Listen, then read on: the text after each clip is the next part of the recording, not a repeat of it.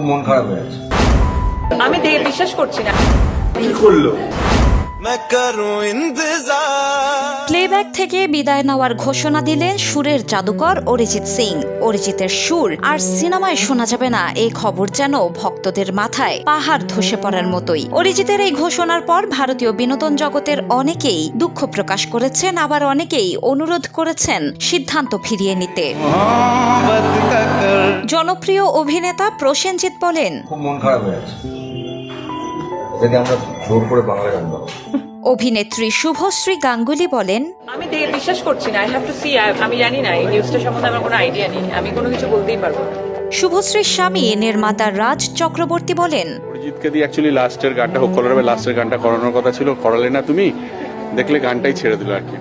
অভিনেতা বনি সেনগুপ্ত বলেন, কি করলো? এটা আমার প্রশ্ন, কেন করলো এটা? আমার পথ চলা শুরু হয়েছে ওকে দিয়ে, সো ভালো লাগে হাঁটতে তোর হাত ধরে, ফেমাস সং, আর যেখানেই যায় সেটা গায় এখন। এছাড়াও অভিনেতা টোটা রায় চৌধুরী বলেন, এরকম একজন ট্যালেন্ট আর প্লেব্যাক সিঙ্গিং করবেন না, এটা আমি বলবো এই মুহূর্তে আমার তো মনে হয় এটা ন্যাশনাল লস। অরিজিতের এই অব্যাহতি মেনে নিতে পারছেন না কেউই, এতে হুমড়ি খেয়ে পড়েছেন ভক্তরা। শিলা ইসলাম, দ্য নিউজ।